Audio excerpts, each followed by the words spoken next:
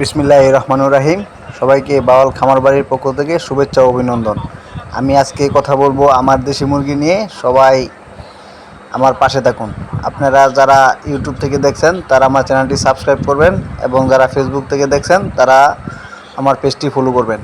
দেখুন আমার দেশি মুরগিগুলো কেমন কিচিরমিচির শব্দ করে চাউলের খুদ খাচ্ছে, এবং আমি মুরগিকে প্রাকৃতিক খাবারই বেশি দেই, কেনা খাবার আমি দিই না।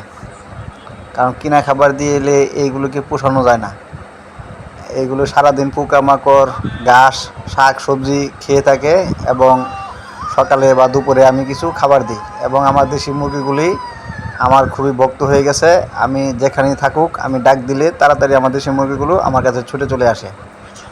এবং আমার দেশি মুরগি দেখেন কত সুন্দর করে খাবার খাচ্ছে। আমি এইগুলো এখনও কোনো ভ্যাকসিন ট্যাকসিন দিই নাই, এখনও এদেরকে কোনো ওষুধ খাওয়াই নাই।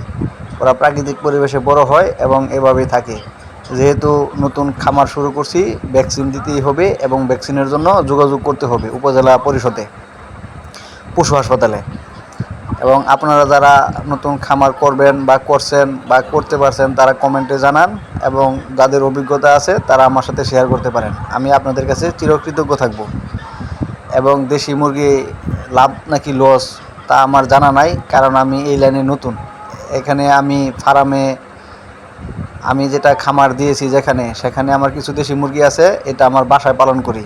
এটি এক্সট্রা, এটি শুধু সারাদিন আপনার ঘাস, পোকামাকড়, শাক সবজি খেয়েই থাকে, এবং খাবার না দিলে খুব বিরক্ত করে। মাঝে মাঝে খাবার দিই। এবং দেশি মুরগির ছানাগুলো খুব সুন্দর। এখানে দেখতে পাচ্ছেন আমার খামারের কিছু চীনা হাঁস, যেগুলোকে আমি হালকা লাঠি দিয়ে বিলে নিয়ে যাওয়ার চেষ্টা করছি, এবং তারা খুব অলস, খাওয়া দাওয়ার পরে কোথাও যেতে চায় না। বিলে নিয়ে যাওয়ার একটাই সুবিধা, সেটা হলো তারা কিছু প্রাকৃতিক খাবার খায়, এবং আমার খাবারের খরচটা কমে যায়।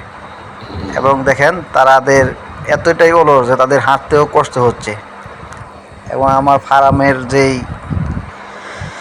দেশি মুরগ বা মুরগি ছিল তার মাঝে একটা ভিডিওতে ধরা পড়েছে, ওই যে দেখা যাচ্ছে এই দেশি মুরগ সবকটা একরকমই দেখতে এবং খুব সুন্দর।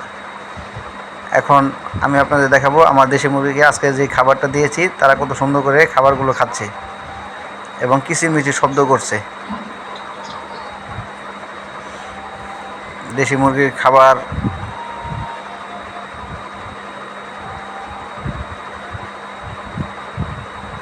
বেশি কিছু লাগে না, চাউল, খুদ, কুড়া, ভাতের মার বা সকালের ভাত বা বেস্তি ভাত এইগুলি দিলেই দেশি মুরগির খাবার চলে যায়, সারাদিন চলে যায়।